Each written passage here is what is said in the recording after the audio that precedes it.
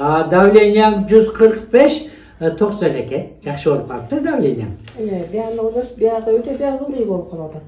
145-90. Ылдый болгон эчтеке болду, коркунуч деле жок. 145-90 экен. Биринчи степень давление деген ушул болот. Биринчи степень давление ушул. Тамырын көрүп коеюн, Башым деген өтөлөт. Желкелерим өтөлөт. Топтура, мына жүрөгүң ооруп жүрөктөн давление болуп атпайсыңбы?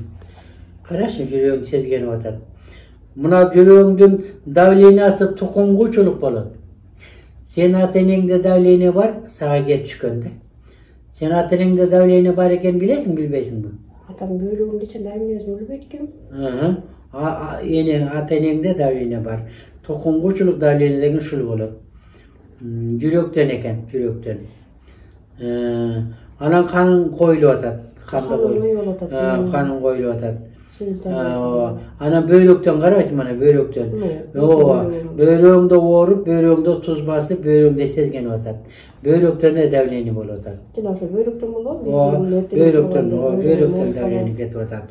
Бөйрөгүң ооруп калып атабы? Ошо бөйрөктөн болуп атат.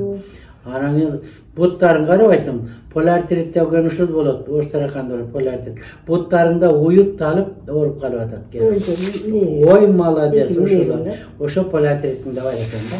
Түшүнүңбү? Ошолорго мен даже жазып берем. Мединститут бүткөнүмө 1976 жылы бүткөм, мединститутту. Ошо жылдан бери элге жардам көрсөткөн атам. Кайсы багытта? Терапия. Барлық тарабына семейный врачмын. Үйлөнүп.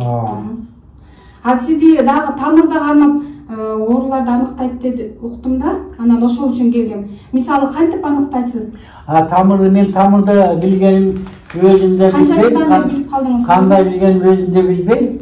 Бирок ошо мединститут бүткөндөн баштап тамырды билбейм, только тамырды кармаганда эле оорунун аты кадимкидей билинип калат да мага. Ар бир адамдын кандай оорусу бар бүт билинет да. Ошону тамыр аркылуу эле мен баланча оорум бар, тигиндей оорум бар деп тамыр аркылуу гана диагноз кое алам. Тамыр аркылуу дарылайм. Мисалы меникин угуп көрсөңүз, меникинде кандай оорулар бар экен? Сеникинде жүрөгүң таза экен, жакшы экен. Көпкөң жакшы экен. Қан аздылығың бар екен, анемия деп қойыз, қан аздылығың бар екен, бөйрөктө воспалениең бар екен. Анан кичине ошо қан аздылыктан зоб деген оору пайда болуп атат. Зоб деген оорунда бар екен. Ооба, менде чын эле зоб бар. Аны сиз кандай кыласыз? Салттуу медицина менен бул элдик медицинанын экөөнү чогулуп кетесизби? Ооба, жалпы. Кайсы учурда сиз чөп дары жазасыз? Кайсы учурда салттуу медицинаны карманасыз? Дайыма эле дары жазам, оорусуна карата. Ооруп калган карата сөзсүз убагында дарыланыш керек, оору күчөйлекте. Оору күчөгөндөн кийин кыйналып калат. Алдын ала, оорунун алдын ала дарыланса бат айыгат. Бардык оорудан бат айыгат да. Анан мен бардык ооруну алдын ала күчөйлекте эле дары жазып берем, аптекадан дары алып ичет. Анан азыр профессорлор жазып чыгарган дары чөптөр тууралуу китептер бар. 60 дегендин китеби. 60. Мына менин колумдагы турат 60-тын китеби. Мына 60-тын китеби бар мынакей.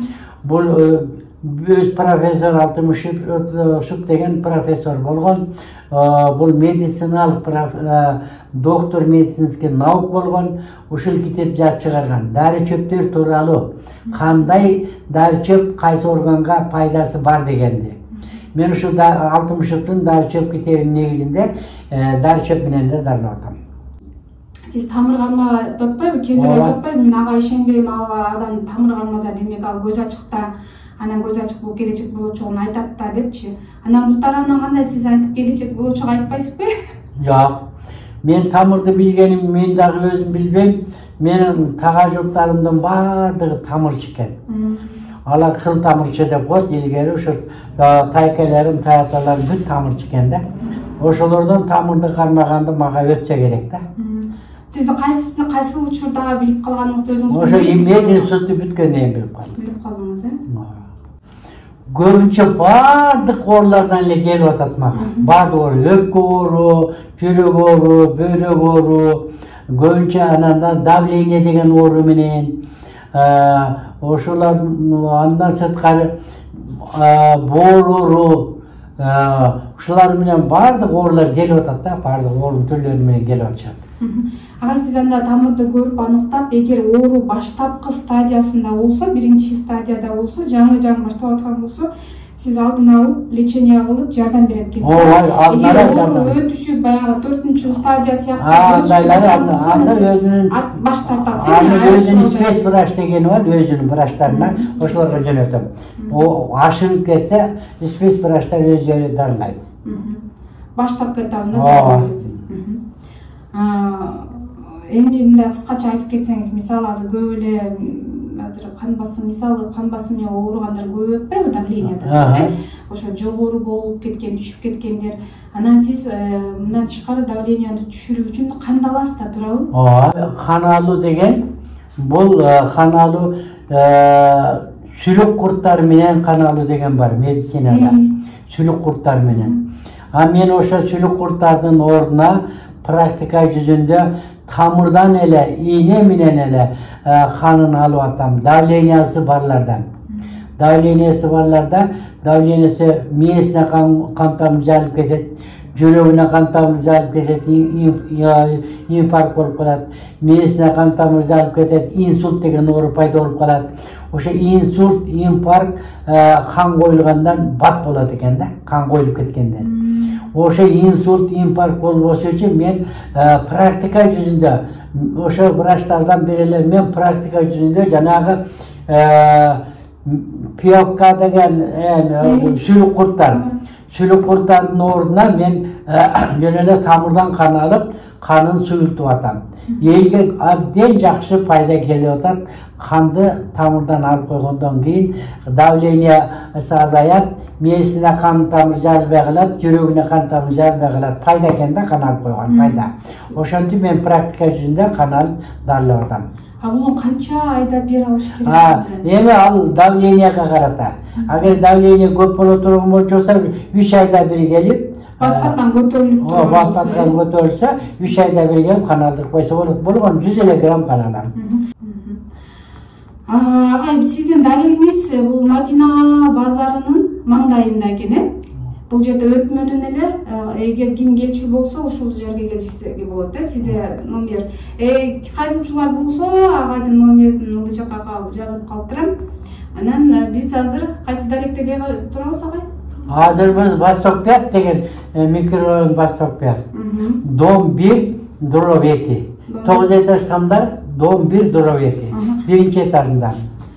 Эгер кээ Нуртамил доктор деп сыртымда жазып турат. Кээ түшүнбөй калышы мүмкүн. Эгер түшүнбөй калгандар үчүн сиздерге дагы бир кошумча, Мадина базарынын маңдайында 9 этаждандар кабаттуу үйдүн биринчи этажында. Бул жерде Мадинага өтмө турат, ошо өтмөнүн маңдайындагы. Көпүрөнүн маңдайында.